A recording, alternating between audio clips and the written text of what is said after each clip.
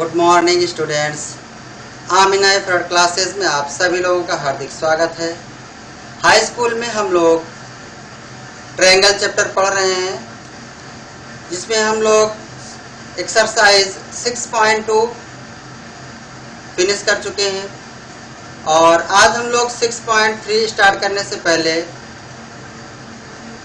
कुछ कसौटियों के बारे में बात करते हैं। त्रिभुज की समरूपता के बारे में बात करते हैं। त्रिभुज की समरूपता की वो कौन कौन सी कसौटियां हैं, त्रिभुज की समरूपता को कैसे हम लोग प्रदर्शित करते हैं, इन सब चीज़ों के बारे में आज हम लोग बात करते हैं। तो आइए सबसे पहले हम लोग बात करते हैं त्रिभुज की समरूपता।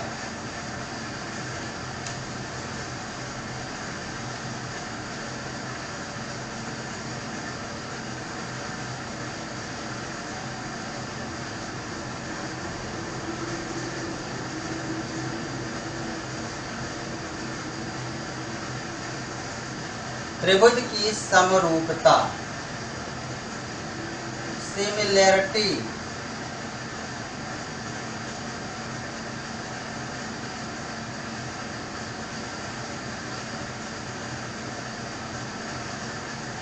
सिमिलैरिटी ऑफ ट्रायंगल्स, त्रिभुजों की समरूपता या त्रिभुज की समरूपता। ओके, त्रिभुज की समरूपता, समरूपता जैसा कि है समरूप, समरूप, सम, यहाँ सम का मतलब हुआ समान और रूप यानी आकार। यहाँ सम का मतलब है समान, रूप का मतलब आकार, शेप से, शेप यानी ऐसी दो या दो से अधिक आकृतियां जो कि समान भुजा की होंगी, वो क्या हो, समान आकार में हो यानी समान शेप में हो, बनावट उनका सेम हो, उसे ही हम लोग कह देते हैं क्या, समरूप। ओके, तो इस समरूप में कितनी भी भुजाओं की आकृतियां हो सकती हैं, जैसे चतुर्भुज है, 4 भुजाओं की आकृतियां हैं, पंचभुज है, 5 भुजा की आकृतियां हैं। तो जो भी किन्हीं दो आकृतियों के बीच हम समरूपता स्थापित करेंगे तो वो समान भुजा वाली होनी चाहिए। ऐसा नहीं है कि चतुर्भुज और पंचभुज हम समरूपता देखेंगे, तो नहीं, चतुर्भुज और चतुर्भुज के बीच समरूपता का संबंध स्थापित होगा, पंचभुज किसी दूसरे पंचभुज से होगा, इसी तरह त्रिभुज किसी दूसरे त्रिभुज के बीच समरूपता का संबंध स्थापित होगा। ओके, इसीलिए कहा जाता है कि समान भुजा वाली बहुभुज, दो या दो से अधिक बहुभुज समरूप होंगे यदि उनके क्या हो, संगत कोण परस्पर बराबर हों और संगत भुजाएं आनुपातिक हों, अर्थात समान, उनकी जो संगत भुजाएं हैं वो परस्पर समानुपाती हों। ठीक है, या वो कहते हैं कि वो समान अनुपात में विभाजित होती हैं। तो इस तरह से अलग अलग जो आकृतियां होंगी उसमें हम यह देखेंगे कि कौन समान आकृति है। चतुर्भुज चतुर्भुज के बीच, त्रिभुज त्रिभुज के बीच, पंचभुज पंचभुज के बीच, खष्टभुज खष्टभुज के बीच हम लोग सिमिलैरिटी स्थापित करते हैं। ओके, तो हम लोग यहाँ पर त्रिभुज के बारे में बात करेंगे, चतुर्भुज के बारे में बात कर चुके हैं। अब हम लोग त्रिभुजों की समरूपता की बात करेंगे कि त्रिभुज कोई दो या दो से अधिक त्रिभुज है तो वो सिमिलर है कि नहीं है, और अगर है तो किस कसौटी से है, किस नियम से है। कसौटी का मतलब क्राइटेरिया, वो किस क्राइटेरिया से है। ओके,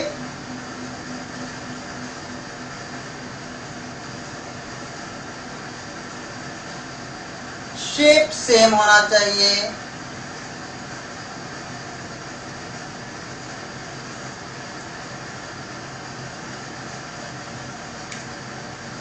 त्रिभुज कोई दो या दो से अधिक त्रिभुज, जैसे ये ए बी सी और ये त्रिभुज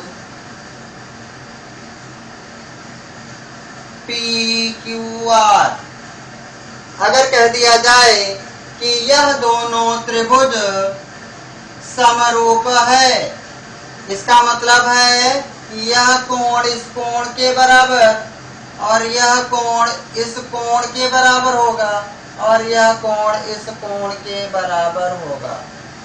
संगत कोण, पहले आइए हम लोग संगत की बात करते हैं। करेस्पॉन्डिंग एंगल, करेस्पॉन्डिंग एंगल क्या है? करेस्पॉन्डिंग का मतलब होता है कि जैसे ए, कोण ए जो है वो P के इक्वल है, तो A के बाद B इधर P के बाद Q के इक्वल है, और उसके बाद बचा C, तो C तो अपने आप इस R के इक्वल होना चाहिए और होता भी है। क्यों? क्योंकि किसी भी त्रिभुज के तीनों अंतः कोणों का योगफल 180 अंश, इन तीनों का योगफल 180 अंश और इन तीनों का भी योगफल 180 अंश होता है। अब जब यह कोण इस कोण के बराबर हो गया, यह कोण इस कोण के बराबर हो गया, तो अब बताइए बचा तीसरा, तो तीसरा तो अपने आप बराबर होगा कि नहीं होगा? यस, बिल्कुल होगा। तो इस तरह से किसी त्रिभुज के तीनों संगत कोण बराबर हो, ऐसा बोलें, या कोई दो संगत कोण बराबर हो, एक ही बात है। क्योंकि तीनों कोण बराबर हैं ये कहना, या कोई दो संगत कोण बराबर हैं ये कहना एक ही बात होती है, क्योंकि तीसरा तो अपने आप इक्वल हो ही जाता है। ठीक है, तो तीसरे को हम दिखाएं अथवा न दिखाएं, वो अपने आप इक्वल हो जाता है। तो इस तरह से किसी भी त्रिभुज की तीनों कोण या कोई दो कोण किसी दूसरे त्रिभुज के तीनों कोण या कोई दो कोण, संगत दो कोण क्या होंगे? परस्पर बराबर होंगे। तो इस तरह से यह दोनों त्रिभुज क्या हो जाते हैं? समरूप हो जाते हैं। और अगर ये दोनों समरूप हैं तो इनकी संगत भुजाएं आनुपातिक होती हैं। तो इस तरह से सिंबॉलिक रूप में इसको हम कैसे लिखेंगे कि ट्रायंगल, अब ये दोनों क्या हो गया? अगर समरूप है तो कैसे लिखते हैं ये देखना है। त्रिभुज ABC समरूप त्रिभुज PQR। ठीक है, याद करिए आप लोग कक्षा 9 में इसी तरह सर्वांग समता के बारे में वहां दर्शाया गया था। अगर कोई दो त्रिभुज सर्वांग सम है, यदि कोई दो त्रिभुज सर्वांग सम है तो वहां ये त्रिभुज सर्वांग सम, ये सिंबल था, ये सर्वांग सम का सिंबल था। ठीक उसी तरह समरूप के लिए यह समरूप का सिंबल होता है। ये क्या है? समरूप, इसको समरूप बोलते हैं। चाहे हिंदी में लिखो त्रिभुज ABC समरूप त्रिभुज PQR, ये लिखो, या इसके स्थान में केवल ये सिंबल बना देते हैं। ये सिंबल काहे का है? समरूप का होता है। ओके, अच्छा, अभी बताया गया आपको कि कोई भी बहुभुज है वह समरूप होता है। दो चीजें होनी चाहिए। नंबर 1, उनके संगत कोण परस्पर बराबर होना चाहिए। संगत कोण बराबर होना चाहिए। और नंबर 2, संगत भुजाएं आनुपाती होनी चाहिए या समानुपाती होनी चाहिए, है ना? तो कोई भी अगर चतुर्भुज है तो ये दोनों चीजें होंगी, तभी वह चतुर्भुज दोनों समरूप होते हैं। लेकिन त्रिभुज की बात जब आती है तब भी यह दोनों ही होनी चाहिए। लेकिन कहने का मतलब है जैसे संगत कोण, यह कोण इसके बराबर, यह कोण इसके बराबर और यह कोण इसके बराबर है, तो सिर्फ इतना कह देने मात्र से ये दोनों समरूप अभी नहीं कहेंगे। अब क्या होना चाहिए? संगत भुजाएं समानुपाती भी होना चाहिए। तो अब संगत भुजाएं समानुपाती होना चाहिए, तो जब देखते हैं कि जब इनके संगत कोण, जैसे A इसके बराबर, B इसके बराबर, C इसके बराबर, संगत कोण जब बराबर हो जाते हैं तो प्रयोगों द्वारा देखा गया कि इनकी संगत भुजाएं, यानी इस त्रिभुज का AB तो इस त्रिभुज का PQ, फिर ये BC और फिर उसके बाद ये QR और बराबर होता है CA और उधर होता है अपॉन RP। यानी त्रिभुज में अगर इन दोनों में से कोई एक बात भी आ जाता है, यानी संगत कोण बराबर हो जाए, तो अपने आप उनकी संगत भुजाएं क्या हो जाती है? आनुपातिक हो ही जाती हैं। यह प्रयोगों द्वारा देखा गया। अब अगर इसका उल्टा कर दिया जाए कि संगत भुजाएं समानुपाती होनी चाहिए, यानी हो है, त्रिभुज की बात की जा रही, ध्यान दीजिएगा, ये चतुर्भुज के लिए मैं नहीं कह रहा हूँ, त्रिभुज के लिए बात कह रहा हूँ। यदि यह दो त्रिभुज हों और इनकी संगत भुजाएं इस तरह से आनुपातिक हों, या कहा जाए कि इनकी संगत भुजाओं का अनुपात क्या होगा? बराबर होगा। ये देखो बराबर है, संगत भुजाओं का अनुपात क्या है? अनुपात मतलब अंश बटे हर, और इधर भी अंश बटे हर, इधर भी अंश बटे हर। संगत भुजाओं का अनुपात क्या है? बराबर है। तो अब इन दोनों संगत भुजाओं का अनुपात अगर बराबर इस तरह से आ जाए और फिर इनका कोण मेजर करो, कोण A और कोण P, कोण B, कोण A जो होगा कोण P के इक्वल आएगा, बराबर आएगा, कोण B जो होगा वो Q के बराबर आएगा, कोण C फिर अपने आप बराबर हो जाता है। कब? जब इनकी संगत भुजाएं आनुपातिक होंगी तब।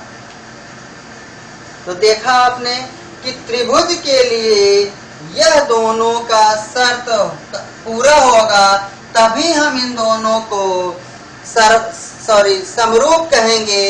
यह बात कंडीशन में नहीं आती, शर्त में नहीं आती, केवल त्रिभुज के लिए, ठीक है। लेकिन चतुर्भुज के लिए जब तक ये दोनों शर्त कंप्लीट नहीं करेगा, वो दोनों चतुर्भुज को हम समरूप नहीं कहेंगे।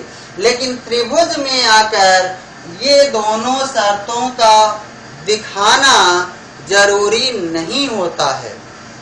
क्यों नहीं होता है? क्यों? क्योंकि एक को अगर हम दिखा लें तो अगला अपने आप बराबर आ ही जाता है। यानी एक शर्त आप दिखा दो, अगली शर्त अपने आप आ जाती है, प्रदर्शित कर देते हैं वे दोनों, ठीक है। अगर यह आप दिखा लें कि उनकी संगत भुजाएं आनुपातिक हैं या समानुपाती हैं, तो आप उनके कोणों को मेजर करोगे, इनके कोणों को मेजर करोगे, संगत कोणों को, तो अपने आप बराबर आ जाते हैं। या कोण अगर बराबर हो तो इनकी संगत भुजाएं भी आनुपातिक हो जाती हैं। तो इस तरह से इसी आधार पर इन त्रिभुजों के समरूपता की कसौटियां बनी हैं, जो कि नंबर 1 पर आ जाता है ए, यानी एंगल एंगल एंगल। ओके, आइए अब हम लोग देखते हैं इसी आधार पर, क्योंकि एक कोण को अगर प्रदर्शित करते हैं, सभी कोण बराबर हैं, तो इनकी संगत भुजाओं का अनुपात भी बराबर आ जाता है। और यदि संगत भुजाओं का अनुपात अगर बराबर अगर हम दिखा लें, तो इनके संगत कोण भी बराबर हो जाते हैं। तो इस तरह से इस आधार पर इनके समरूपता के लिए मुख्य रूप से 3 कसौटियां आ जाती हैं। नंबर 1 होता है एंगल एंगल एंगल कसौटी, जिसको हम लोग बोलते हैं कोण या को कसौटी, यानी कोण कोण कोण कसौटी, या इसी को सिर्फ दो एंगल से दिखाएंगे, एंगल एंगल कसौटी, एंगल एंगल कसौटी दिखाएंगे। ठीक है, क्यों? क्योंकि किसी भी त्रिभुज में, किन्हीं भी दो त्रिभुजों में दो अगर संगत कोण बराबर हो जाते हैं तो तीसरा कोण अपने आप क्या हो जाएगा? बराबर हो जाएगा। भाई ये इसके बराबर, ये इसके बराबर, तो बचे ये दोनों, ये अपने आप बराबर हो जाएंगे। क्यों? क्योंकि त्रिभुज के तीनों अंतः कोणों का योगफल 180 अंश, तो इसके भी तीनों त्रिभुज के तीनों अंतः कोणों का योगफल 180 अंश ही होगा। सपोज जैसे ये ले लीजिए 50 डिग्री और ये है 60 डिग्री या 70 डिग्री। अब बताइए, तो ये इसके संगत होगा तो ये भी 50 डिग्री, ये भी 70 डिग्री, तो बताओ ये कितना होगा? 7 5 12 120, तो हो जाएगा 60 डिग्री। 120 60 180, तो बताओ ये भी तो 60 होगा। तो इस तरह से किन्हीं भी दो त्रिभुजों में अगर कोई दो कोण बराबर हो जाएं तो तीसरे कोण को आपको बराबर दिखाने की आवश्यकता नहीं है। ठीक है, दिखाने की आवश्यकता नहीं होती है। इसीलिए चाहे ए कसौटी बोलो इसको या सिर्फ ए कसौटी बोल देते हैं। दो कोण अगर आपने बराबर दिखा दिया तो तीसरा आप दिखाओ चाहे न दिखाओ वो अपने आप बराबर होता ही है। ओके, तो इस तरह से नंबर 1 जो कसौटी आती है वो उसको बोलते हैं ए। देखो इसका फुल फॉर्म क्या है, इसका मतलब क्या है? इसको बोला जाता है कि यदि किसी त्रिभुज के सभी कोण या तीनों कोण किसी दूसरे त्रिभुज के संगत तीन कोण के बराबर हों तो वे दोनों त्रिभुज समरूप होते हैं, या कह देंगे कि वे दोनों त्रिभुजों की संगत भुजाएं आनुपातिक होती हैं और इसलिए ये दोनों त्रिभुज समरूप होते हैं। ओके, इस देखिए ये प्रमेय आपका 6.3 है, प्रमेय 6.3 है आपका। ठीक है, इसको आपको देखो, प्रमेय जो होते हैं वो एक तरह से फार्मूला ही होते हैं। अब देखिए इसको हम लोग पढ़ रहे हैं, इसको हम लोग प्रूव करेंगे और फिर इसका यूज हम लोग क्वेश्चन को लगाने में करेंगे, सवालों को लगाने में करेंगे। ओके भाई, कोई भी फार्मूला हम लोग पढ़ते हैं तो उसको क्वेश्चन में, सवाल में यूज ही तो करते हैं। ठीक उसी तरह ये जो थ्योरम है, कसौटी है, इसका भी हम लोग क्वेश्चन में यूज करते हैं। ठीक, तो ये आपको याद होना चाहिए इसका मतलब क्या है। वहां बुक में आप पढ़ोगे, रट्टा मारोगे तो भूल जाओगे। यहाँ आप समझ लीजिए इस ए या ए कसौटी क्या कहती है। देखिए कह रहा है कि यदि किसी त्रिभुज के तीन कोण, ठीक है, किसी दूसरे त्रिभुज के संगत तीन कोण परस्पर बराबर हों तो वे दोनों त्रिभुजों के संगत भुजाएं क्या होती हैं? आनुपातिक होती हैं, अर्थात उनका अनुपात परस्पर बराबर होता है। इसलिए वे दोनों त्रिभुज क्या होंगे? समरूप होंगे। ठीक है, ये है ए कसौटी। इस ए का यही है क्या? Full form. ठीक है, फिर से देखिए, यदि किसी त्रिभुज के तीन कोण किसी दूसरे त्रिभुज के संगत तीन कोण के बराबर हो या तीनों कोण के बराबर हो तो उन दोनों त्रिभुजों के संगत भुजाएं आनुपातिक होती हैं, या इसी को बोल दिया जाता है कि उनकी संगत भुजाओं का अनुपात परस्पर बराबर होता है, या बोला जाए कि संगत भुजाएं समानुपाती होती हैं। एक ही बात है। ओके, समानुपाती होती हैं, इसलिए वे दोनों त्रिभुज क्या हैं? समरूप होंगे या हैं। ठीक है, इस तरह से आपने देखा कि कोण कोण अगर बराबर हो गया तो इनकी संगत भुजाएं अनुपातिक हो जाती हैं और इसलिए ये दोनों त्रिभुज समरूप हो जाते हैं। ठीक, अब इसका उल्टा यानी दूसरा जो कसौटी आता है, दूसरी कसौटी, अब इसको कैसे लिखेंगे? अगर ये दोनों समरूप हो गए तो आपको बताया गया अभी कैसे लिखेंगे। त्रिभुज ABC समरूप त्रिभुज PQR। ठीक है, पी क्यू आर। आगे ब्रैकेट से दिखा दें कैसे आपने किया, ए से, ए कसौटी से, ठीक है, यानी एंगल कसौटी से हमने कह दिया कि यह दोनों त्रिभुज क्या है, समरूप है। ओके, अच्छा एक बात और आपको ध्यान देना है, नोटिसली ध्यान देना है कि त्रिभुजों, जिन दो त्रिभुजों को आप समरूप दिखा रहे हो उनके क्रम, शीर्षों के अकॉर्डिंग क्रम सही होना चाहिए, ठीक है, यानी संगत होना चाहिए। बात समझ आ रहा है? अच्छा, कुछ लोगों को संगत का भी कंफ्यूजन होगा कि ये संगत क्या चीज है, करेस्पॉन्डिंग क्या चीज है। तो आइए हम आपको समझाने की कोशिश करते हैं कि संगत क्या चीज है। ओके,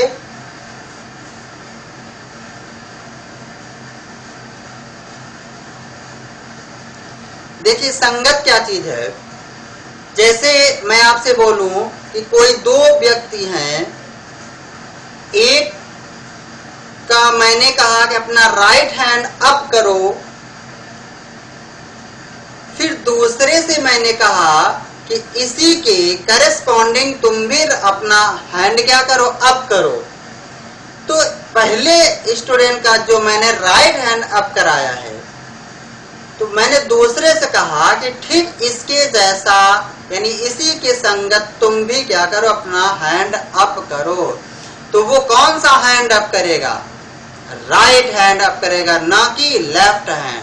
तो एक स्टूडेंट का राइट हैंड दूसरे स्टूडेंट के राइट हैंड क्या हो गया, ये करेस्पॉन्डिंग हो गया, संगत हो गया।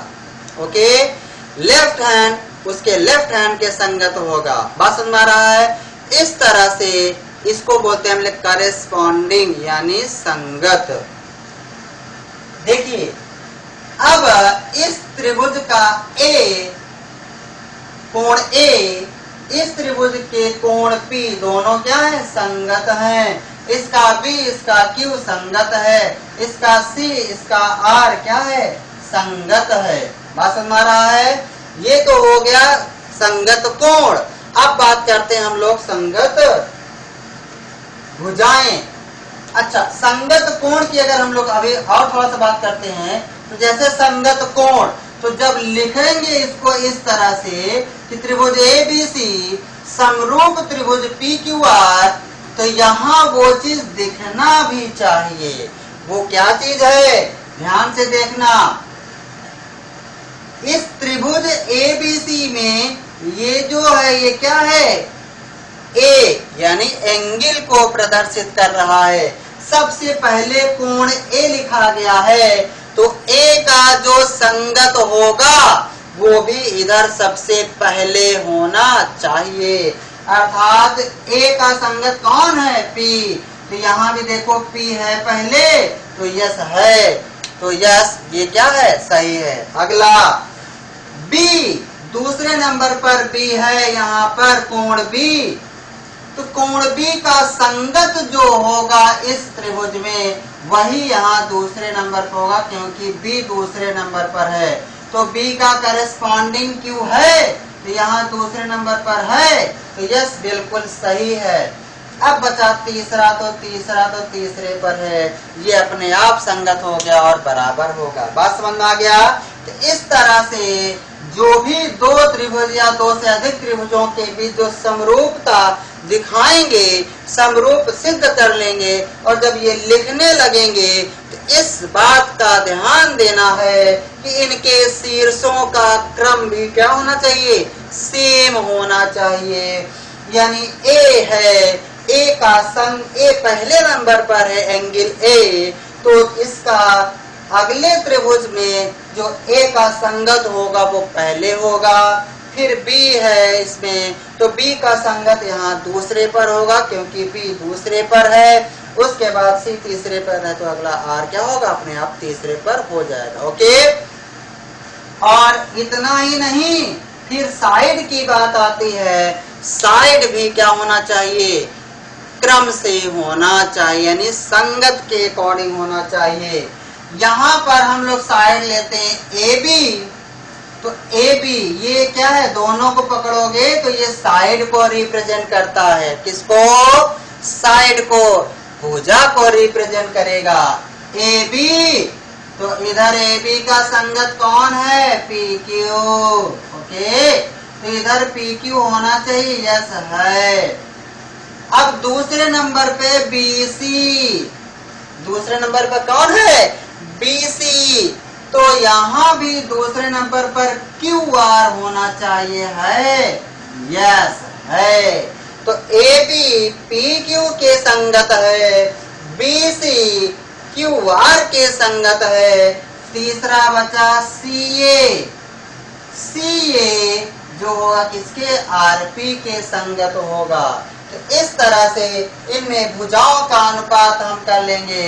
भुजाओं का अनुपात कौन आएगा? ए बी, तो ए बी का बटे कौन होगा? पी क्यू, ये हो जाएगा। फिर अगला है बी सी, तो बटे क्यू आर, और अगला हो जाएगा सी ए अपॉन हो जाएगा आर पी। इस तरह से अगर ये दोनों त्रिभुज समरूप हो गए, कैसे? एंगल से, कोण से हम लोगों ने इस दोनों त्रिभुजों को समरूप दिखा दिया। तो लिखने का तरीका ये होगा, क्रम संगत के अकॉर्डिंग होगा, और यहीं से इनकी संगत भुजाओं का अनुपात इस तरह से बराबर आ जाता है। ओके, बात समझ आ गया? तो आपको इस बात का भी ध्यान देना होता है।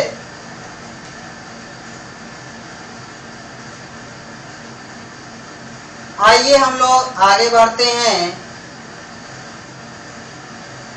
सेकेंड कसौटी आती है एस कसौटी। एस कसौटी ये है 6.4, प्रमेय 6.4। इसको क्या बोलते हैं? भुजा, भू भू भू भू भू भू कसौटी या प्रमेय। ठीक है, इसका क्या मतलब है? चलिए, इसका मतलब हम लोग देखते हैं। एस यानी भुजा भुजा भुजा, भू भू भू, साइड साइड साइड। इसका क्या मतलब है? एस यानी अब देखिए, जो पूरा प्रमेय आप देखोगे 6.4 और जो मैं बोल रहा हूं वही चीज रहेगा। अब आपको ऐसे ही इसको याद करना होगा। ठीक है, कैसे?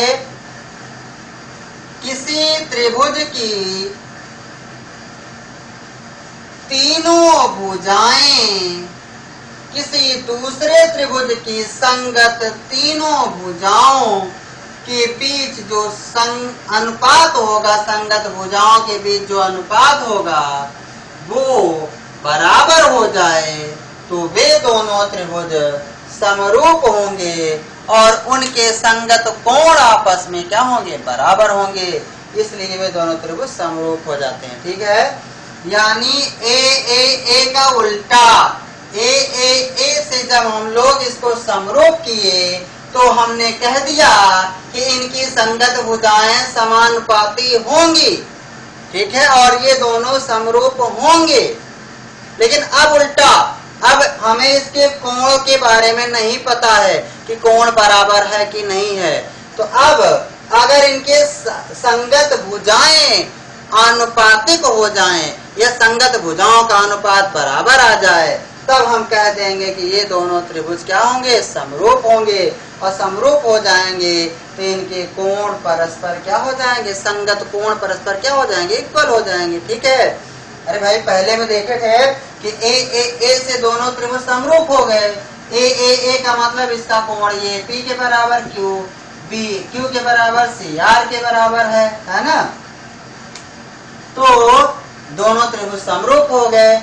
जब कोण बराबर हैं तो दोनों समरूप हो गए। अब उल्टा सोचो कि दोनों समरूप हैं तो कोण बराबर नहीं होगा। यस, ठीक उसी तरह जब समरूप हो गया तो इनकी संगत भुजाएं आनुपातिक होती हैं या संगत भुजाओं का अनुपात बराबर होता है। तो अब जब संगत भुजाओं का अनुपात बराबर, उल्टा सोचो कि संगत भुजाओं का अनुपात बराबर है, तो अब बताओ क्या उनके संगत कोण परस्पर बराबर नहीं होंगे? क्या वे दोनों त्रिभुज समरूप नहीं होंगे? होंगे। ओके, तो इस तरह से संगत भुजाएं अगर आनुपातिक हो जाएं तब भी वे दोनों त्रिभुज समरूप होते हैं। ये हो जाता है कसौटी SSS, यानी भुजा भुजा भुजा, ठीक है, भुजा भुजा भुजा कसौटी, साइड साइड साइड कसौटी।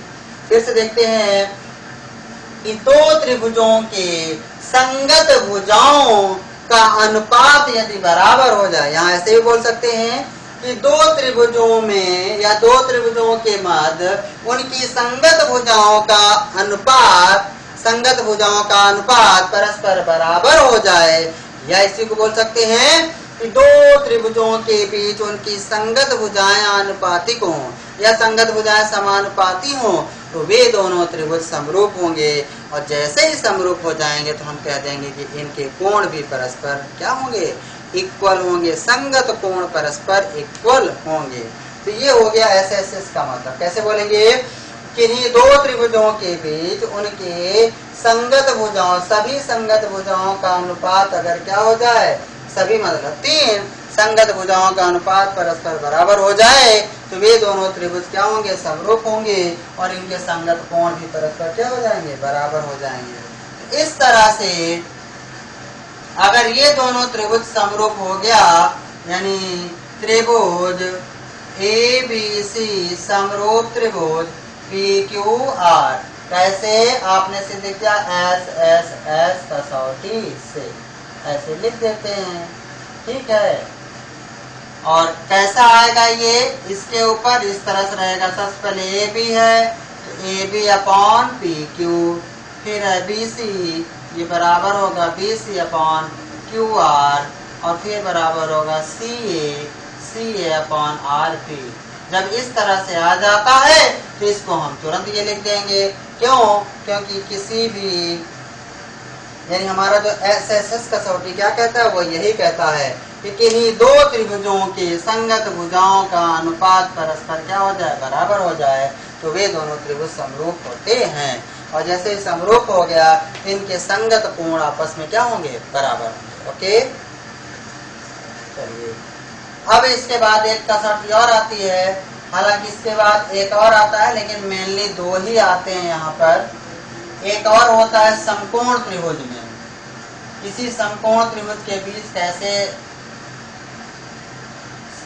सिमिलर ट्रायंगल बनते हैं उसके बारे में भी हम लोग बात करेंगे। लेकिन पहले आइए, उससे पहले हम लोग बात करते हैं तीसरी कसौटी SAS कसौटी, यानी साइड एंगल साइड कसौटी। भू को भू कसौटी, ठीक है।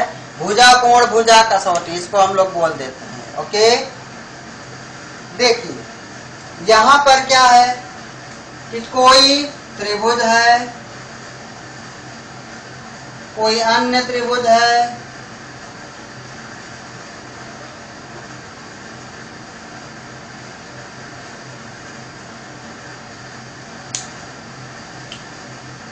ABC PQR, ठीक है।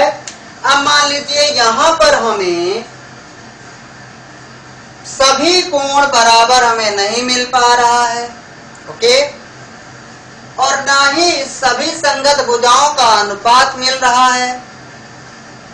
एकाक कोण मिल रहा है दोनों के बराबर, और दो संगत भुजाओं का अनुपात बराबर मिल जाए, तब भी हम कह देंगे कि ये दोनों त्रिभुज समरूप होंगे। ठीक है, देखिए समरूप होने के लिए आपने दो देख लिया। कब हम कहेंगे दो त्रिभुज समरूप होंगे? तीनों कोण परस्पर बराबर आ जाए, या कोई दो कोण बराबर आ जाए, तो हम कह देंगे कि दोनों त्रिभुज क्या है? समरूप हैं। Very simple. दूसरी कसौटी क्या है? SSS, यानी दोनों त्रिभुजों के बीच उनकी संगत भुजाओं का अनुपात बराबर आ जाए। ठीक है, जैसे ही अनुपात बराबर आ गया हम कह देंगे, तुरंत लिख देंगे कि यह दोनों त्रिभुज कैसे हैं? समरूप है। कैसे? SSH कसौटी से। ओके, तीसरा, अब मान लीजिए ऊपर की दोनों कसौटियों का यूज हो ही नहीं पा रहा है, अर्थात न कोई दो कोण बराबर मिल पा रहे हैं दोनों में संगत कोण, और न ही संगत भुजाओं का अनुपात मिल पा रहा है, तो क्या होगा? तो ऐसी सिचुएशन में हम देखेंगे कि कोई एक कोण तो मिल रहा है, मान लेते हैं ये कोण इस कोण के बराबर हमें मिला, लेकिन अब एक कोण और मिल जाए तो कह देंगे ये दोनों समरूप है, लेकिन और हमें मिल ही नहीं पा रहा है। हम यह कह ही नहीं पा रहे हैं कि कोण बी कोण क्यू के बराबर है या कोण सी कोण आर के बराबर है, क्योंकि कोई चीज हम कहेंगे तो ऐसे ही देख कर नहीं, तर्क दे करके कहते हैं। किस आधार पे आपने कहा कि यह बराबर होगा? ओके, मान लेते हैं यह दोनों बराबर दे दिया, लेकिन और कोण के बारे में वो कुछ कहा ही नहीं, तो हम कैसे कह दें कि यह इसके बराबर है? चित्र देख करके तो कहना नहीं है। ओके, तो अब अगला, यह एक कोण हमें मिल गया, अब यह दोनों कोण यानी यह कोण जिन दो भुजाओं से बने, ठीक है, अब यह कोण किन दो भुजाओं से बन रहा है? AB और AC से बन रहा है, और इस कोण का संगत कोण ये है, दोनों बराबर है। तो आपको यह देखना है कि यह कोण किन दो भुजाओं से बन रहा है, तो इनसे बन रहा है। ओके, तो अगर यह कोण इस कोण के बराबर हो और यह कोण जिन दो भुजाओं से बन रहा है, इनका अनुपात इधर इन दोनों भुजाओं, जिससे कि यह कोण बन रहा है, इन दोनों भुजाओं का अनुपात अगर बराबर हो जाएगा, तब भी हम कह देंगे कि ये दोनों त्रिभुज समरूप होंगे। ये प्रयोगों द्वारा है, प्रैक्टिकली है, ठीक है, और इसको हम लोग अभी थियरम जब पढ़ेंगे तो इसको हम लोग प्रूव भी करेंगे। यही है थियरम, यानी एस और उसी के बीच में बना कोण ए, एस इन्हीं दोनों के बीच में बना कोण ये ए, इसीलिए बोला जाता है, इस कसौटी का नाम भी है एस और उन्हीं एस मतलब साइड, एस उन्हीं एस से बना एंगल, इधर करेस्पॉन्डिंग संगत एस और उन्हीं एस से बना कोण क्या हो, अगर ये आपस में बराबर हो जाए तो हम कह देंगे कि ये दोनों त्रिभुज क्या है? समरूप हैं, सिमिलर हैं। यानी कोण ए कोण पी के बराबर हो जाए और इधर AB अपॉन AC बराबर हो जाए PQ और अपॉन PR, ठीक है, और कोण A बराबर हो जाए कोण P के।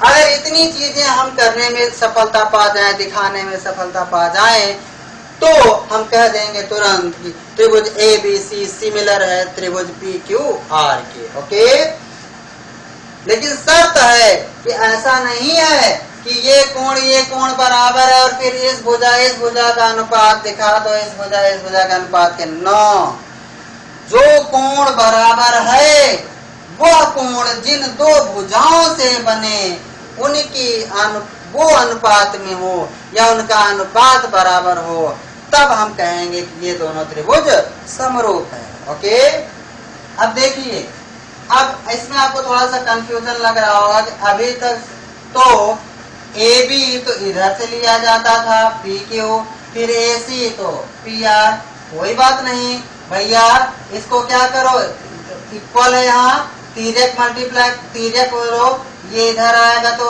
हर में जाएगा, बोल जाएगा, और इसको ऊपर कर दो, ये अंश में इधर बराबर किधर आएगा तो हर में, और इधर ये हर में उधर जाएगा तो अंश में चला जाएगा, ये हो जाएगा AB अपॉन PQ और बराबर हो जाएगा AC अपॉन PR।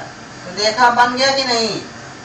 तो चाहे आप AB upon PQ AC upon PR करके दिखाओ या AB अपॉन AC बराबर PQ अपॉन PR करके दिखाओ, एक ही बात है। ओके, इनकी यानी जो कोण बराबर है वह कोण जिन दो भुजाओं से बने उन भुजाओं का अनुपात बराबर हो, तब भी हम कह देंगे कि ये दोनों त्रिभुज क्या हैं, समरूप हैं। ओके, वही है ये SAS कसौटी। कैसे पढ़ोगे इसको कि किन्हीं दो त्रिभुजों के बीच एक कोण क्या हो, दोनों के एक एक कोण परस्पर बराबर हो और वह कोण जिन दो भुजाओं से निर्मित हो उन भुजाओं का अनुपात भी परस्पर क्या हो, बराबर हो, तो वे दोनों त्रिभुज समरूप होते हैं।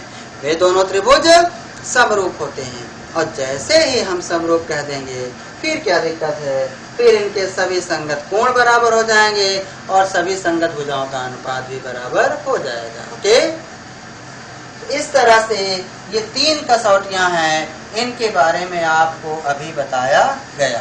ओके, अब एक और आता है, उसको भी हम लोग, चलिए उसको लास्ट में हम लोग देखेंगे, वो अभी बहुत पीछे भी है। अब आइए हम लोग नंबर 1 कसौटी AAA, इसको हम लोग निगमित करते हैं, दिखाते हैं कि यह कसौटी कैसे है, कैसे काम करती है। ओके, तो प्रमेय 6.3, आइए हम लोग इसको देखते हैं। और वही कसौटी है AAA कसौटी, या सिर्फ इसको हम लोग AA भी बोल देते हैं। ठीक है, इस तरह से आपको क्रम का भी ध्यान देना है।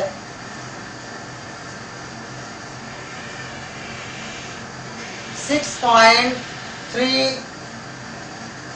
थियरम, ठीक है, और 6.3 एक्सरसाइज भी आपको पढ़ना है।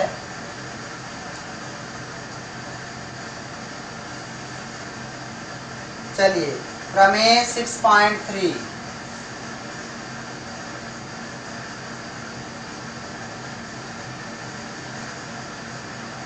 प्रमेय 6.3 क्या कहता है कि यदि दो त्रिभुजों, दो या दो से अधिक त्रिभुजों के संगत कोण परस्पर बराबर हो जाएं, तो उन दोनों त्रिभुजों की संगत भुजाएं आनुपातिक होती हैं या समानुपाती होती हैं, या उसी को बोला जाता है कि उनके संगत भुजाओं का अनुपात बराबर होता है, इसलिए वे दोनों त्रिभुज समरूप होते हैं। ठीक है, तो आइए देखते हैं हम लोग।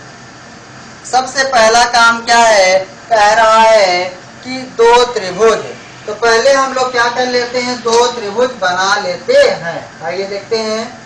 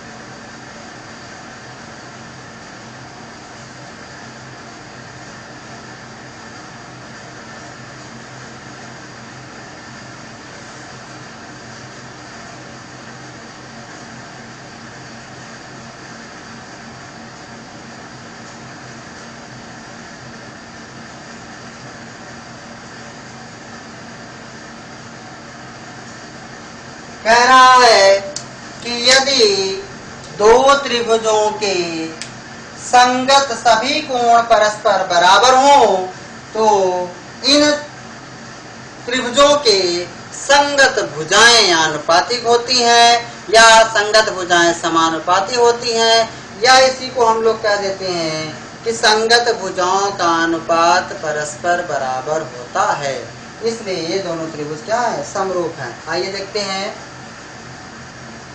तो त्रिभुज की बात किया, दो त्रिभुज को हमने क्या किया, दो त्रिभुज बना दिया। तो सबसे पहले काम है क्या, आप प्रमेय को ये थ्योरम जो है लिख लोगे, और उसके बाद सबसे पहला काम होता है, दिया है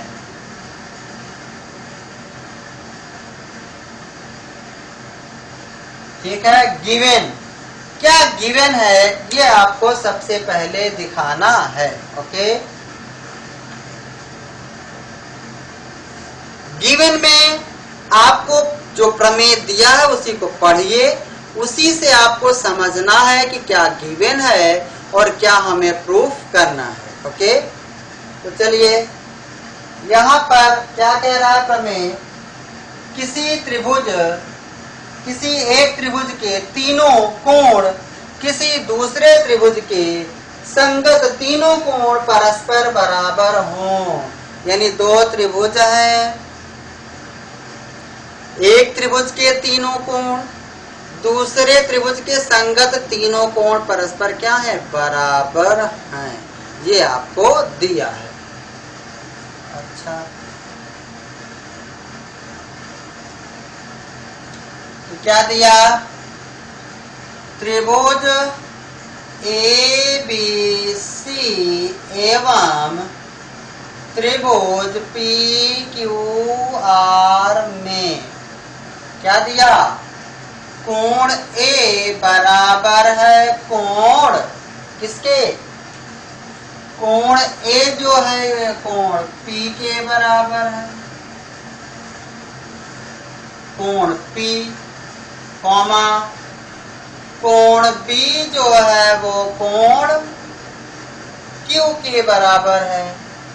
यानी ये जो कोण B है ये कोण Q के बराबर है, और ये जो कोण C है ये कोण R के बराबर है, तथा कोण C बराबर कोण R है। ठीक है, ये आपको इतना दिया है। ओके,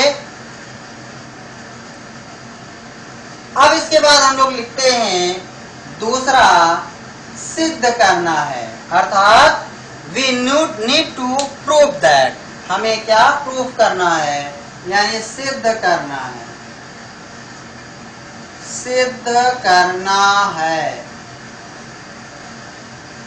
क्या सिद्ध करना है, कह रहा है यदि इनके तीनों संगत कोण परस्पर बराबर हो तो इनके संगत भुजाएं आनुपातिक होती है या समानुपाती होती है, अर्थात यही आपको प्रूफ करना है। यानी इनकी संगत भुजाओं का अनुपात आपको बराबर दिखाना है। ओके, चलिए तो अब दिखाना क्या है, AB अपॉन संगत क्या होगा, त्रिभुज ABC और PQR में AB लिया, AB का संगत क्या होगा PQ बराबर BC, BC का संगत क्या होगा QR और बराबर CA और अपॉन RP। ये आपको सिद्ध करना है। ठीक है, ये आपको सिद्ध करना है। चलिए इसके बाद आता है उपपत्ति, लेकिन उपपत्ति करने से पहले ये हमें प्रूफ करने के लिए हमें कुछ कंस्ट्रक्शन की आवश्यकता है। तो आइए हम लोग क्या करते हैं, कंस्ट्रक्शन करते हैं, यानी रचना करते हैं। ठीक है, तो रचना कंस्ट्रक्शन करते हैं। ठीक है, क्या करते हैं, इस AB के बराबर इस PQ पर एक बिंदु लेंगे इस AB के बराबर, और इस AC के बराबर इस PR पर संगत भुजा लेंगे। AB ले रहे हैं AB के बराबर, तो AB का संगत कौन है PQ, तो PQ पर लेंगे। इधर AC या CA का करस्पॉन्डिंग कौन है RP या PR, तो इसके बराबर इस पर क्या लेंगे, एक बिंदु लेते हैं। ओके, आइए इस AB के बराबर, इस AB के बराबर ले लेते हैं, लगभग 12.5 सेंटीमीटर है,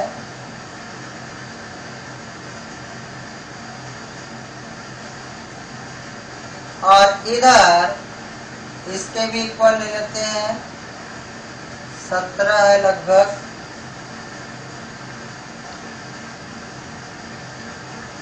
ठीक है, ये बिंदु ले लिया हम, ए बी के बराबर बिंदु, ए बी भुजा, त्रिभुज ए बी सी की भुजा ए बी के बराबर त्रिभुज पी क्यू आर में पी क्यू पर एक बिंदु ले लिया हम लोगों ने, ठीक है, ले लिया क्या, ई, और इधर ए सी के बराबर इस पी आर पर लिया बिंदु हम लोगों ने एफ, ठीक है।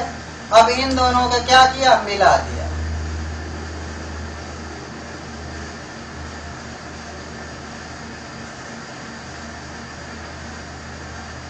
सॉरी डॉट डॉट रहेगा क्योंकि ये क्या है,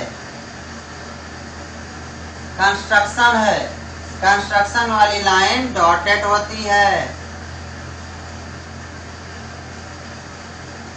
ठीक है। ये डॉट डॉट लाइन आपको ड्रा कर देना है, ओके। अब देखिए इसको लिखते भी हैं हम लोग, क्या लिखेंगे कि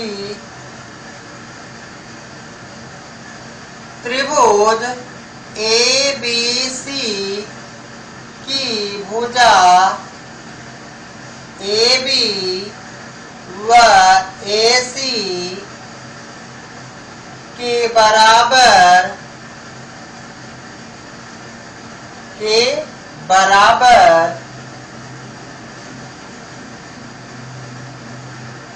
त्रिभुज पी क्यू आर की संगत भुजाएं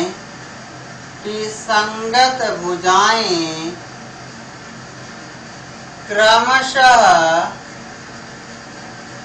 पी क्यू व पी आर पर बिंदु या बिंदुओं ई व एफ लेते हैं तथा ई एफ को मिला देते हैं या मिलाया, ठीक है। ये हमने कंस्ट्रक्शन किया, रचना किया। त्रिभुज ए बी सी की भुजा ए बी, त्रिभुज ए बी सी, अब देखो ये कोई रटने वाली चीज नहीं है, यहीं से देखो भाई, त्रिभुज ए बी सी की भुजा ए बी व ए सी के बराबर, यानी इसके बराबर और इसके बराबर, कहाँ, त्रिभुज पी क्यू आर की संगत भुजाएं क्रमशः त्रिभुज पी क्यू आर की संगत भुजाएं, यानी ए बी की संगत पी क्यू पर एक बिंदु लिया ई, और ए सी के संगत पी आर पर एक बिंदु लिया एफ, ठीक है।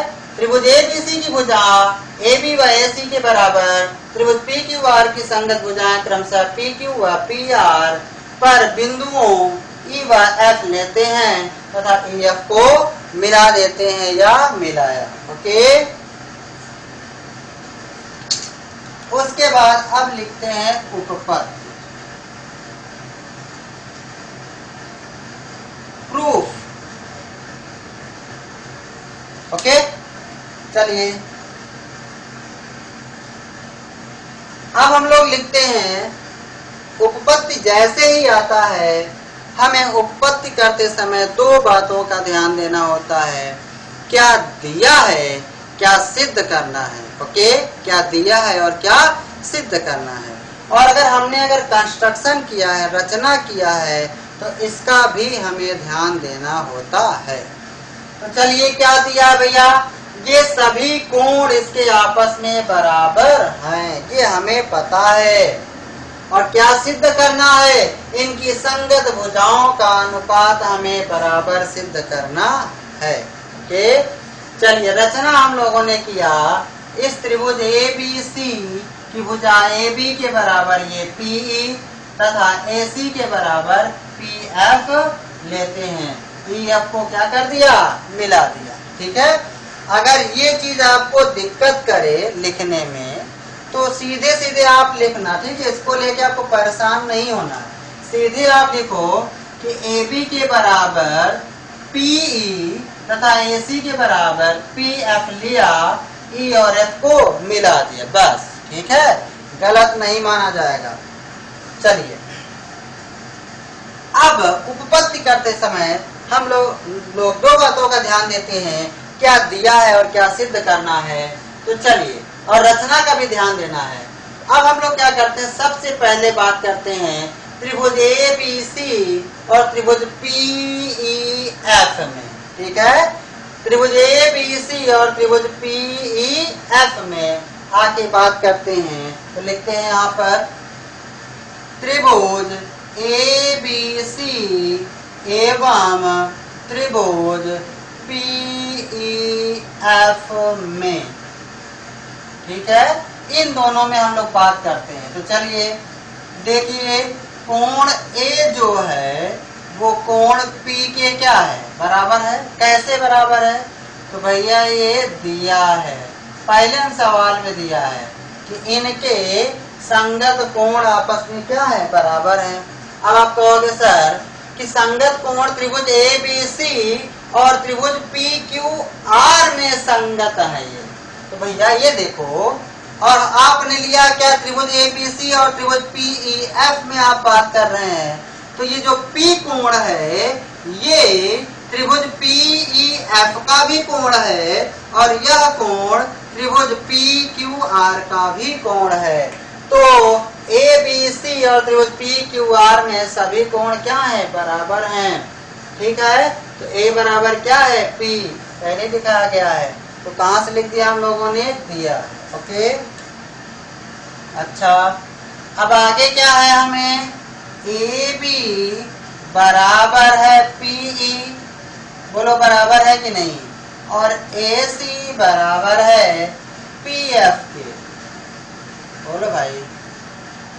AB, ये AB जो है ये PE के बराबर है और ये जो AC है ये PF के बराबर है। कैसे, रचना से। ये दोनों बातों को हम लोगों ने कैसे लिखा, रचना से। रचना किया गया है, यहाँ पर आपको दिखाया गया है। ओके, यानी ये लाइन जो भी खींची गई मेजर करके, माप करके, इसके बराबर ये लिया गया, इसके बराबर ये लिया गया, फिर इसको मिला दिया गया। ठीक है, अच्छा, तो अब आप बताइए ये दोनों त्रिभुज यानी त्रिभुज ABC और त्रिभुज PEF कैसे हो गए, क्या हो गए। आप याद करिए कक्षा 9 में बताया गया था सर्वांग समता, जैसे यहाँ आप पढ़ रहे हो समरूपता, ठीक उसी तरह वहां पर सर्वांग समता बताया गया था, SAS, याद करिए। यहां भी अभी SAS बताया गया। सर्वांग समता में भी साइड साइड साइड था, यहां भी SS है। सर्वांग समता में यह था और समरूपता में भी ये है। ठीक है, तो थोड़ा सा फर्क हो जाता है, रहेगा यही, लेकिन दोनों के अर्थ बदल जाते हैं, मीनिंग बदल जाती है। ठीक है, चलिए देखते हैं। तो ये SAS समरूपता के हिसाब से देखोगे तो ये SAS का क्या मतलब होता है कि कोई दो त्रिभुज हैं, इसका ये कोण इसके इस कोण के बराबर है और ये कोण जिन दो भुजाओं से मिलकर बना है इनका क्या है, इन भुजाओं का अनुपात आपस में बराबर होता है। कौन, अनुपात बराबर में होता है। लेकिन ये हो गया समरूपता की कंडीशन में। अगर इसी SAS को अगर हम सर्वांग समता के हिसाब से सोचें तो इसी SAS को देखो क्या बोला जाएगा कि कोई दो त्रिभुज है, कोई दो त्रिभुज है, उन दोनों त्रिभुजों के कोई एक संगत कोण क्या है, आपस में बराबर है। ठीक है, क्या है, बराबर है, यानी ये कोण इस कोण के बराबर है और यह कोण जिन दो भुजाओं से मिलकर बना है, यानी यह कोण इस भुजा से मिलकर बना है, यह कोण इस भुजा और इस भुजा से मिलकर बना है। तो इस त्रिभुज का यह भुजा इस त्रिभुज के इस भुजा के बराबर हो। यहाँ अनुपात बराबर की बात नहीं कर रहा, डायरेक्टली यह कोण इस कोण के बराबर हो, यह भुजा इस भुजा के बराबर हो और यह भुजा इस भुजा के बराबर हो, तो अब है तो वही एस एस ए। समरूपता में अनुपात बराबर आना चाहिए, जबकि सर्वांग समता के लिए क्या होना चाहिए, डायरेक्टली भुजा ही बराबर होना चाहिए। यानी यहाँ हम इतना बटे इतना नहीं करेंगे, बल्कि ये बराबर है इसके और ये बराबर है इसके, डायरेक्ट। बात समझ में आ रहा है ना। तो इस तरह से अगर ऐसी सिचुएशन है तो उसको हम समरूप नहीं बल्कि क्या कह देंगे, सर्वांग सम कह देंगे। तो सर्वांग सम आकृतियों को हम समरूप कह सकते हैं, लेकिन सभी समरूप आकृतियां सर्वांग सम हो इसलिए जरूरी नहीं होता। सर्वांग सम का मतलब होता है दोनों शेप भी सेम होना चाहिए और साइज भी, आकार भी समान होना चाहिए और माप भी, उनका मेजरमेंट भी समान होना चाहिए। ओके, इस तरह से यहाँ पर एस एस यानी देखो ये कोण इस कोण के बराबर, ये भुजा इस भुजा के बराबर, डायरेक्ट है बराबर, और ये भुजा के बराबर है। यहाँ अनुपात बराबर नहीं है, डायरेक्टली भुजा ही बराबर हो गई। तो अब त्रिभुज ए बी सी सर्वांग सम हो गया त्रिभुज पी ई एफ के। ठीक है, देखिए सर्वांग सम का मतलब होता है सर्व अंग समान। ठीक है, सर्व अंग समान, सर्व अंग समान, सर्वांग सम, यानी ऐसी दो या दो से अधिक आकृतियां जिनकी आपस में सभी अंग यानी संगत अंग क्या है, समान है, तो वे दोनों आकृतियां क्या होती हैं, सर्वांग सम कहलाती हैं, कॉन्ग्रुएंट कहलाती हैं। ओके, क्या कहलाती हैं, सर्वांग सम कहलाती हैं। बात समझ में आ गया। इस तरह से सर्वांग सम, फिर से देखते हैं सर्वांग सम का कॉन्सेप्ट। सर्वांग सम का कॉन्सेप्ट होता है कि जैसे ये त्रिभुज है, एक अगला त्रिभुज भी है, इस त्रिभुज को उठाकर इस पर रखो तो ये वाला त्रिभुज इसको पूरी तरह से ढक ले, क्या कर ले, ढक ले, कवर कर ले।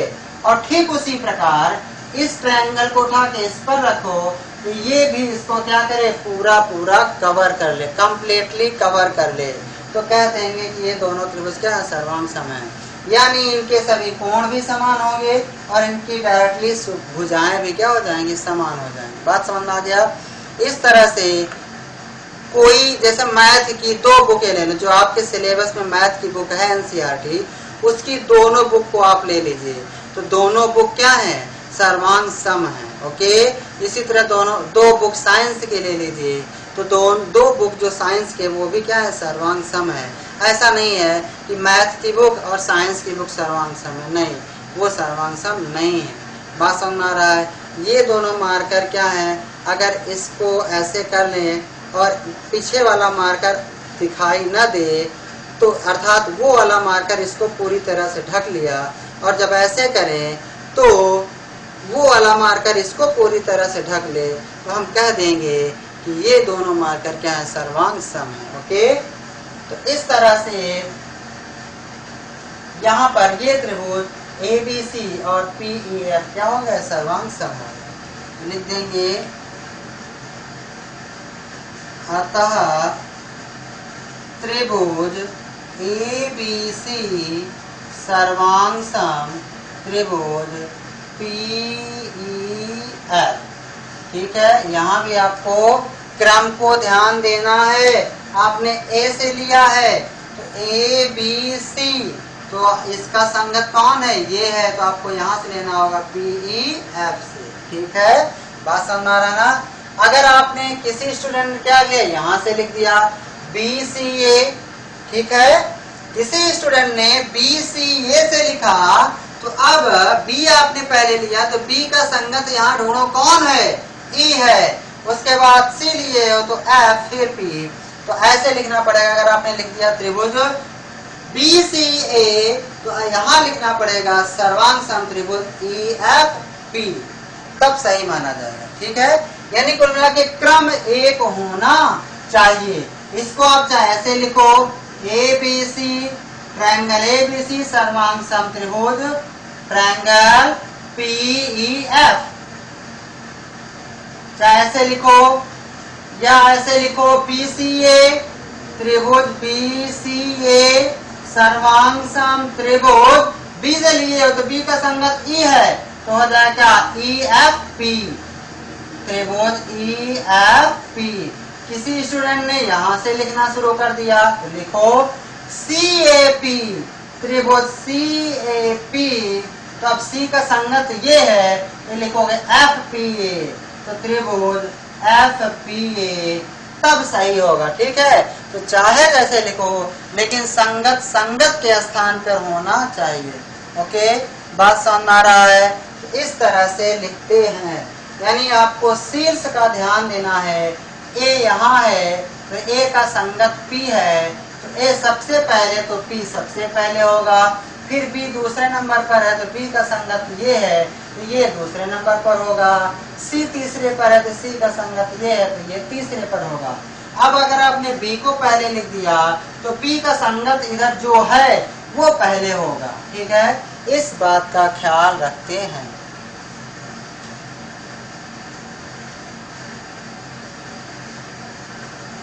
चलिए, अब ये दोनों त्रिभुज क्या हो गए? सर्वांग सम हो गए।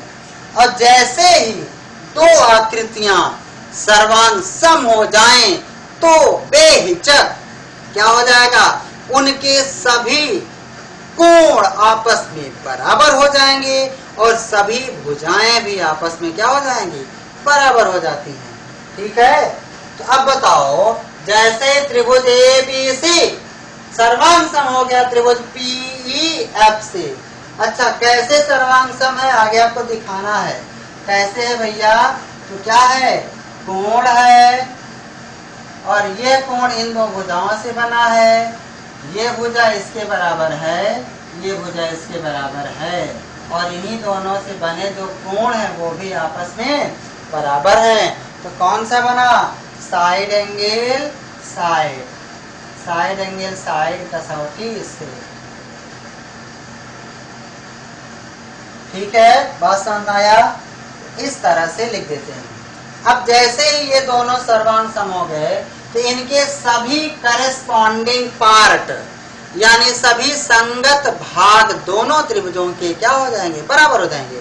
अर्थात भाई तो ए और पी तो पहले से बराबर है, बचा कोण बी जो होगा अब कोण ई के क्या हो जाएगा? इक्वल होगा, और इधर कोण सी जो होगा वो कोण एफ के क्या हो जाएगा? इक्वल हो जाएगा।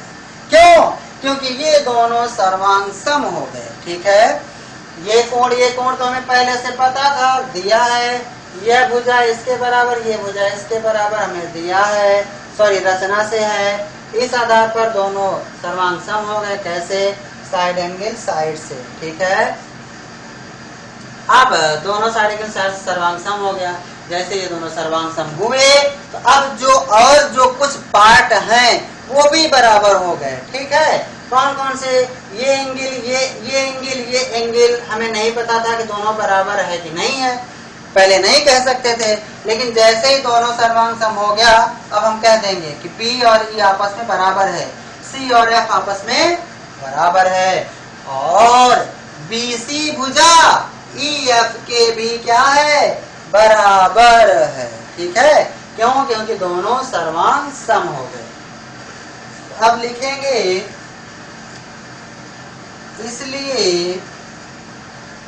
इसलिए कोण B बराबर होगा कोण E के। अब देखो, चाहे ऐसे लिखो आप या पूरा दिखाओ, कोण ABC। जब कोण B को आप दिखाओगे तो कैसे बोलोगे? ABC। जिस कोण की बात कर रहे हो वो बीच में होना चाहिए। ABC बीच में आया, या कोई स्टूडेंट इधर से ले ले, CBA ले सकते हो, बस जिस कोण की बात कर रहे हो आप वो बीच में होना चाहिए। तो कोण B ABC या CBA इधर संगत क्या है इसका? एक, तो PEF या FEP बराबर होगा। तो चलो ऐसे ही लिखते हैं, तो लिखेंगे कोण ABC बराबर होगा कोण PEF। ठीक है, काहे कि ये दोनों सर्वांग सम हो गया। इसी तरह इसको भी दिखा दो आप,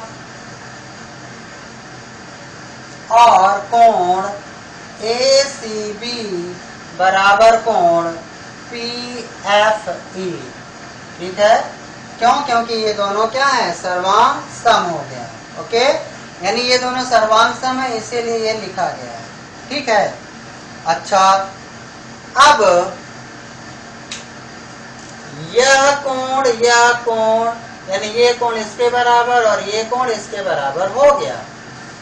अब आप बताओ, ये कोण B कोण Q के बराबर तो है, दिया है पहले ही, कोण B और कोण Q आपस में बराबर है। कोण C जो है वो कोण R के बराबर है, कोण C कोण R के बराबर है। बात समझ में आया?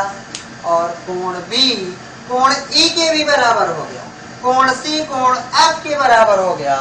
इसका मतलब है कि Q और E आपस में बराबर होंगे, R और F भी आपस में बराबर होंगे। बोलो बराबर होगा कि नहीं होगा? बोलो भाई। इसलिए तो कोण B और Q आपस में बराबर, कोण C और कोण R आपस में बराबर, और कोण B और E बराबर, कोण C और F बराबर। यानी ये B जो है वो Q के भी बराबर है और E के भी बराबर है। तो जब ये इसके बराबर, ये इसके बराबर, तो क्या ये आपस में बराबर नहीं होंगे? यस होंगे। इसी तरह ये भी। बात समझ में आ गया? तो अब लिख सकते हैं नीचे एक लाइन और करके, अतः कोण Q, अब कोण Q लिखें या लिखें कोण PQR लिखें। ठीक है, यानी कोण Q बराबर होगा कोण E के, या लिखें PEF लिखें। ठीक है, बात समझ में आ रहा है? चाहे चलो पूरा ही लिखते हैं, ऊपर पूरा लिख दिया तो यहाँ भी लिख देते हैं। यानी कोण PQR बराबर है कोण PEF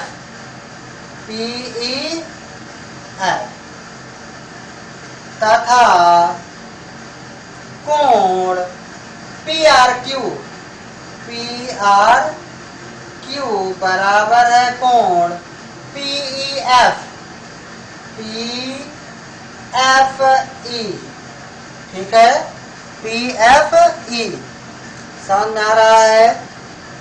PRQ है ये, ओके, PRQ, और इधर PFE।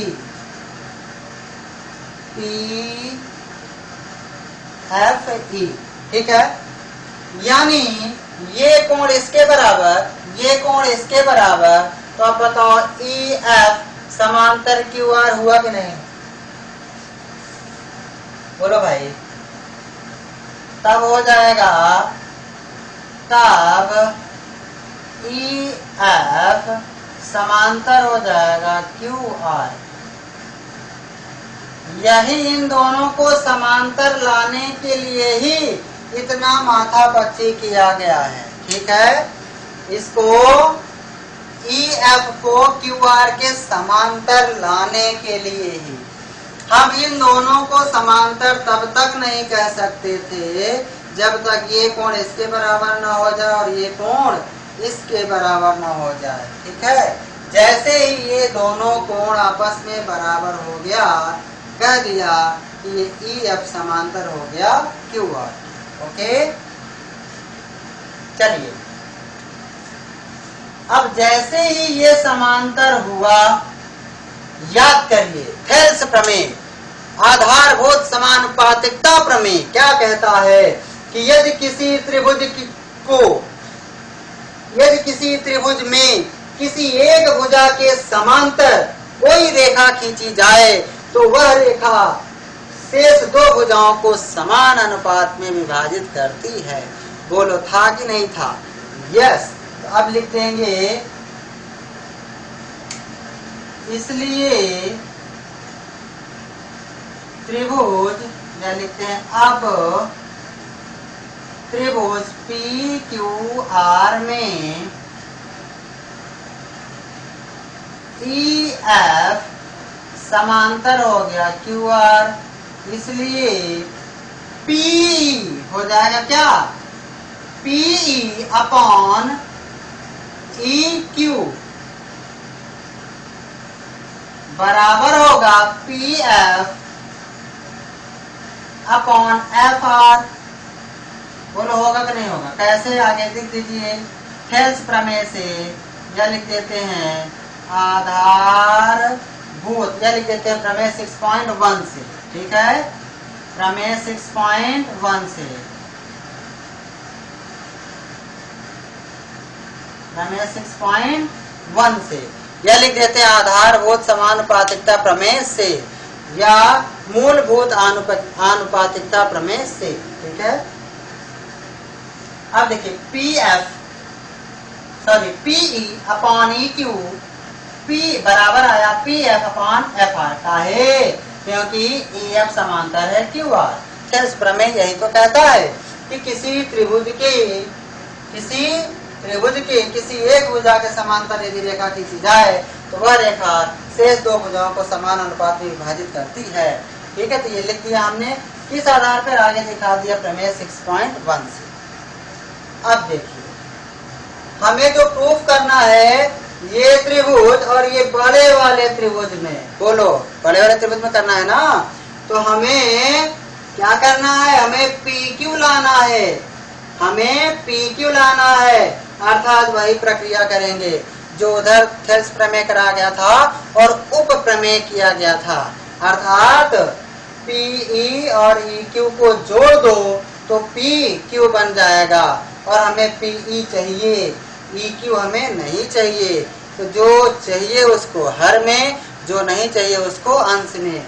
तो हमें PE चाहिए और इधर PF चाहिए, हमें ये नहीं चाहिए। तो क्या करो, इसको पलट कर लिख दो। तो पहले एक लाइन में इसको हम लोग पलटते हैं, या EQ upon PE is equal FR upon PF। ठीक है, अब क्या करते हैं? दोनों पक्षों में एक जोड़ देते हैं, बराबर FR अपॉन PF। क्या करो? प्लस एक इधर भी ऐड कर दो और प्लस एक इधर भी ऐड कर दो।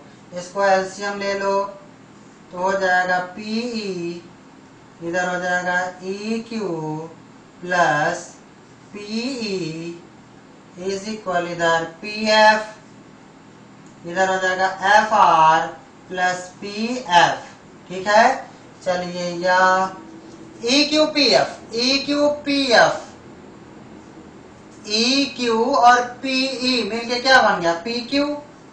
ये हो गया PQ अपॉन PE बराबर इधर FR और PF मिलकर क्या बन गया? PR। ये PR और अपॉन PF। ठीक है, इतनी बात समझ में आया? चलिए आइए आगे देखते हैं।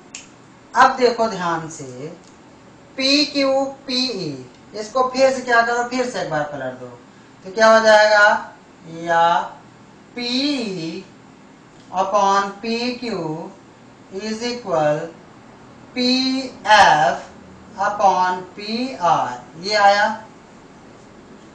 PE अपॉन PQ बराबर PF अपॉन PR आया। ठीक है, लेकिन हमें जो प्रूफ करना है वो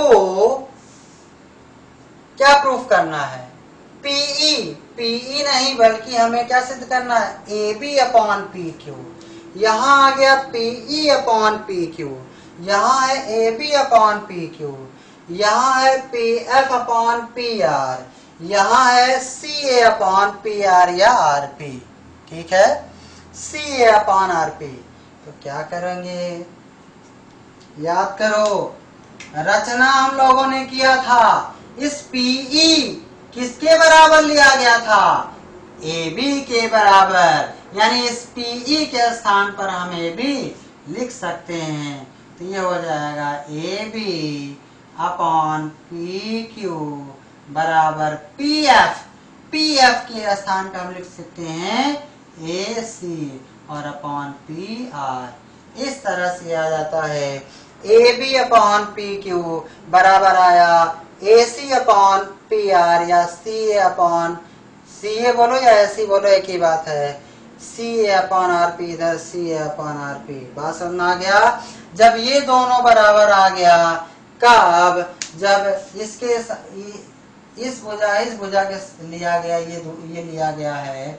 अब अगर किसी अन्य भुजा से लिया जाए बदल कर, तो इस बार क्या होगा? ये वाला भी आ जाएगा। इसके लिए क्या करते हैं? अलग से फिर से पूरा प्रोसेस करते नहीं है, सीधे लिख देंगे क्या? इसी प्रकार। ठीक है, इसी प्रकार लिख देंगे AB अपॉन PQ बराबर BC अपॉन QR और बराबर CA अपॉन RP। इस तरह से हमारा क्या हो जाता है? सॉल्व हो जाता है। भुजाओं का अनुपात, हमें कोण बराबर दिया गया था, लेकिन हमने दिखा दिया कि कोई दो त्रिभुज हैं, उनके कोण अगर आपस में बराबर हैं तो उनकी संगत भुजाएं अपने आप बराबर हो जाती हैं। कैसे? वही हम लोगों ने यहाँ प्रूव करके दिखाया है। बात समझ में आ गया? तो इस तरह से ये क्वेश्चन, ये प्रमेय था आपका 6.3। प्रमेय 6.3 कैसे हुआ ये आपने देखा।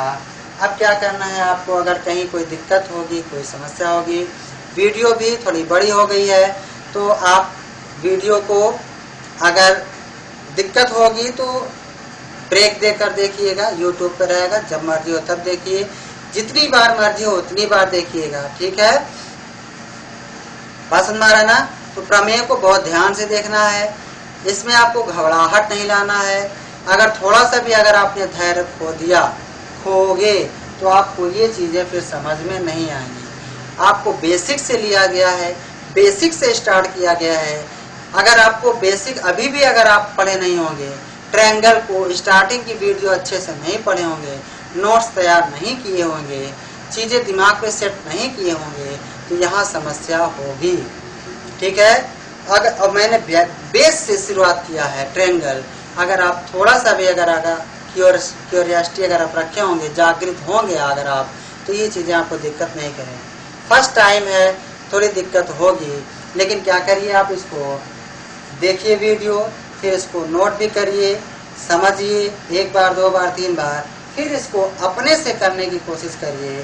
फिर न समझ में आए तो फिर वीडियो आप देखिए। आप ये प्रमेय अभी स्टार्ट हुआ है, आप क्या करिए, इस पर थोड़ा इस समय 1-8 हफ्ते ज़्यादा ध्यान दे दीजिए, तो आने वाले समय में आपको ट्रायंगल परेशान नहीं करेगा।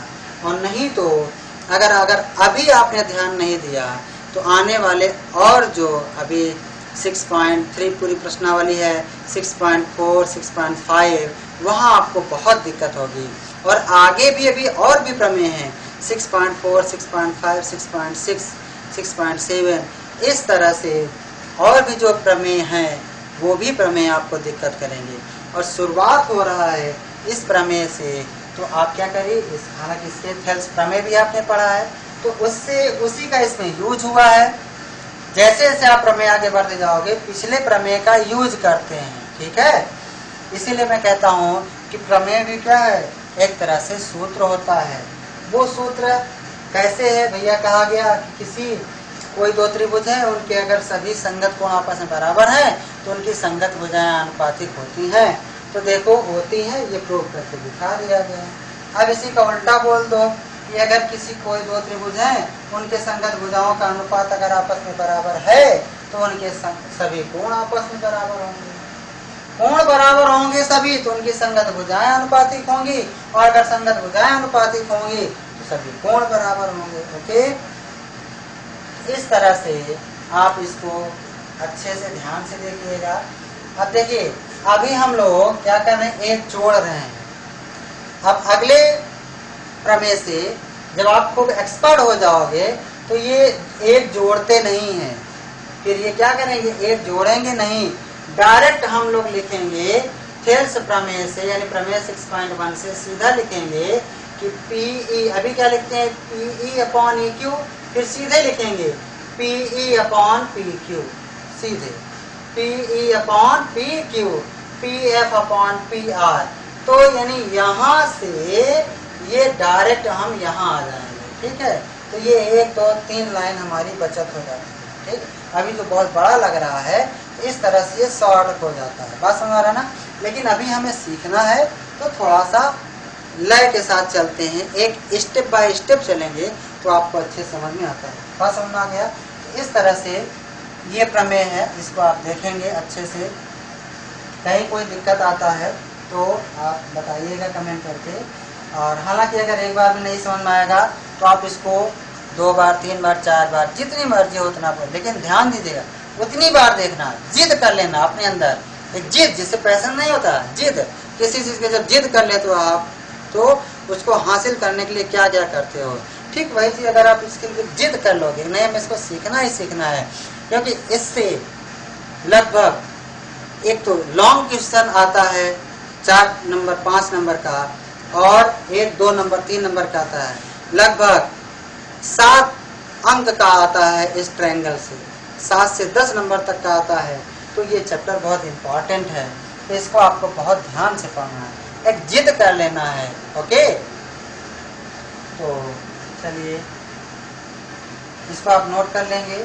और आइए हम लोग एक्सरसाइज शुरू करते हैं, एक्सरसाइज 6.3, और उसके बाद फिर हम लोग प्रमेय 6.4 देखेंगे नेक्स्ट वीडियो में। लेकिन आइए हम लोग एक्सरसाइज देखते हैं।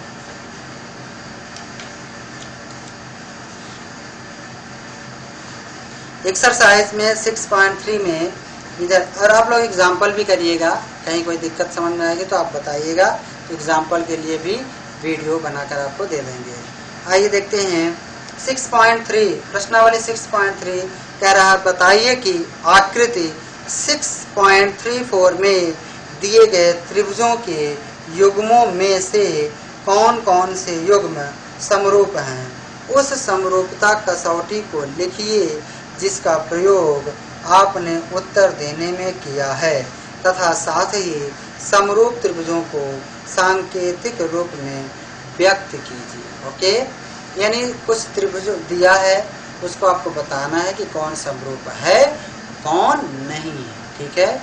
और अगर समरूप है तो किस कसौटी पर आप कह रहे हो कि ये समरूप है, उस कसौटी का आपको नाम में लिखना है। ओके,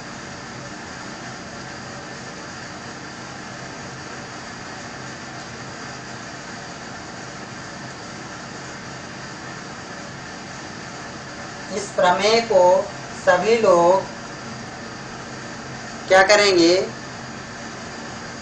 जब वीडियो आप देखेंगे इसको तो सभी लोग उसी दिन एक मर्तबा दिखाएंगे इसको, ठीक है, और फिर दूसरे दिन 2 मर्तबा दिखाएंगे इसी को, और तीसरे दिन 3 मर्तबा, 3 मर्तबा करके आप करके और उसकी वीडियो आपको उसका फोटो खींच करके आपको भेजना है, ठीक है। सभी प्रमेय, मतलब इसका भी और थेल्स का भी, सभी प्रमेय जो आप करेंगे उसको फोटो हमें चाहिए। सभी लोग फोटो देख करके, मतलब इसको पढ़ करके सॉल्व करके उसकी वीडियो पहले दिन एक वीडियो, दूसरे दिन दो वीडियो नहीं फोटो, और तीसरे दिन 3 फोटो, इस तरह से फिर चौथे दिन 1, ठीक है। इस तरह से आपको क्या करना है, कुल 5 दिनों तक ऐसे करके दिखाना है, ठीक है। आप लोग ऐसे दिखाओगे तभी अगली वीडियो में दूंगा, ठीक है। बात समझ रहा ना। कल आप लोग कम से कम 2 बार, 1 बार नहीं 2 बार दिखाइए इसको वीडियो देखिए, उसके बाद 2 मर्तबा सभी लोग 2 मर्तबा, और दोनों मर्तबा आप अलग अलग पेन का यूज करेंगे, ठीक है। ऐसा नहीं कि एक बार आप करो उसी को 2 बार फोटो खींच करके भेज दोगे, तो ऐसा नहीं चलेगा। दोनों मर्तबा 2 पेन अलग अलग पेन से लगा होना चाहिए, बात समझ आ रहा है ना। और आपका नाम लिखा होना, ताकि मुझे पता चले कि हाँ स्टूडेंट ने 2 मर्तबा इसको किया है, बात समझ आ रहा है ना। अगर इस तरह से आप लोग करोगे तभी मैं अगली वीडियो अगले दिन दूंगा। अगर सभी लोग 2-2 मर्तबा करके नहीं दिखाएंगे तो तब तक नहीं भेजूंगा जब तक सभी लोग इस तरह से करके दिखाएंगे नहीं, ठीक है।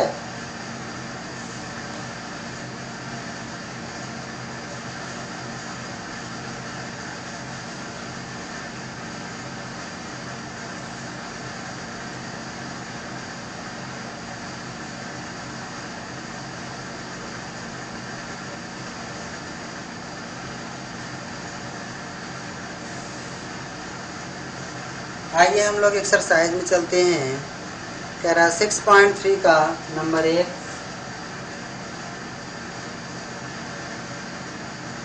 एक्सरसाइज 6.3, ठीक है।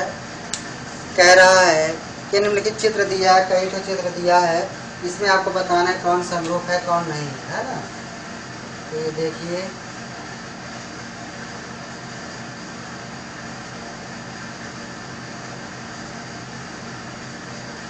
A, B, C,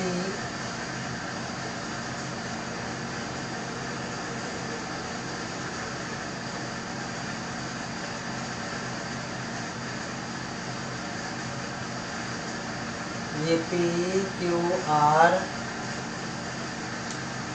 यहाँ दिया है 60 अंश, ये दिया है 80 अंश, 8 से 14 ये हो जाएगा 40 अंश, ये दिया 60 अंश, ये 80 अंश और ये 40, ठीक है। इस तरह से दिया है, ओके। कह रहा है ये दोनों समरूप है कि नहीं है, तो देख लो भैया, A यहाँ P के बराबर, B यहाँ Q के बराबर, C यहाँ R के बराबर, तो दिखा दो यस, लिखोगे यस, हाँ त्रिभुज ABC समरूप त्रिभुज है PQR। कैसे, आप दिखा दो आगे ब्रैकेट में, एंगल एंगल एंगल से, या एंगल एंगल कसौटी से पूरा आप दिखा दो, ठीक है। एंगल एंगल एंगल कसौटी से, बस मेरा लिखोगे हाँ दोनों क्या है समरूप है, हाँ त्रिभुज ABC समरूप त्रिभुज PQR, और दिखा दो एंगल एंगल एंगल से, ठीक है। इसी तरह दूसरा, ये इसका पहला पार्ट था, दूसरा पार्ट,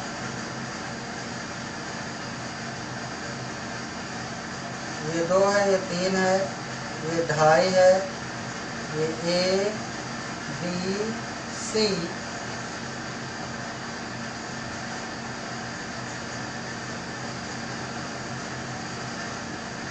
ये इधर 5 है, 6 है, 4 है, इधर P, Q, R, ठीक है, P, Q, R है। अब देखिए ध्यान से देखिए इसको, AB इधर 2 है, इधर क्या है, ये 4 है, इसका ये 2 गुना है, इस AB का ये 2 गुना है, अच्छा। इधर BC, AB के बाद BC 2.5 है, यानी इधर AB का संगत कौन है, QR, यानी इसका 2 गुना ये है। तो BC इधर 2.5 का 2 गुना कौन है, मतलब देखो दोनों में रेशियो सेम होना चाहिए भाई, इसका 2 गुना ये है, तो अब इसी तरह अन्य जो भुजाएं हैं उसका भी 2 गुना होना चाहिए, तभी तो रेशियो सेम होगा, आनुपातिक होंगी। तो अब ये BC 2.5 है, तो इसलिए है ये 5 है, 2.5 गुना ये 5, ये C ये 3 है, और ये 3 गुना 6 PQ है। अब आपको ध्यान देना है, तो इनका क्या है, संगत भुजाएं क्या है, आनुपातिक हो गई, संगत भुजाओं का अनुपात बराबर हो गया, यानी AB बटे क्या होगा, QR, ठीक है। AB बटे QR कितना आएगा, 2, AB 2, और QR कितना है, बटे 4, तो आ गया 2 दूना 4, 1 बटे 2, ठीक है। अच्छा, फिर आता है BC A B यानी ये त्रिभुज क्या है, त्रिभुज ए बी सी। और अगला त्रिभुज ए बी किसका है, क्यू आर। तो अब क्यू से लेंगे क्यू आर पी, त्रिभुज क्यू आर पी। इस तरह से ये बन रहा है। अब यहाँ पी आर क्यू लोगे तो संगत बिगड़ जाएगा। A B C, A B Q R के 2 गुना है, ए बी का 2 गुना क्यू आर, बी सी का 2 गुना आर पी और सी ए का 2 गुना पी क्यू। तो जो जिसके अनुपात में है वो होगा। तो अब ए बी किसके होगा, क्यू आर के। देखो A B upon Q R. अब बी सी किसके होगा, P R P, R P. तो आर पी, बी सी कितना है 2.5, वो कितना है आर पी 5। तो 2.5 तो नहीं आ, 1/2 आया। चलो अगला क्या हो जाएगा, सी ए। इधर क्या हो जाएगा, पी क्यू। ये सी ए कितना है 3 और ये पी क्यू कितना है 6। 3 दूनी 6, 1/2। तो देख लिया कि सभी भुजाओं का जो अनुपात है 1/2, इसका भी अनुपात 1/2, इसका भी अनुपात 1/2। तो अब क्या बोला जाएगा, ये सभी क्या है, सभी दोनों त्रिभुजों की भुजाएं क्या अनुपातिक है।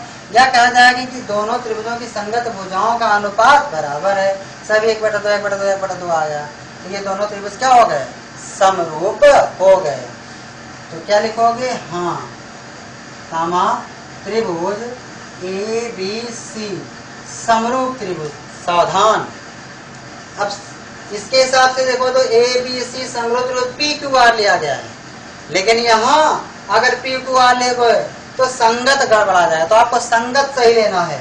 A B C, A B Q R के तो क्यू आर, ठीक है।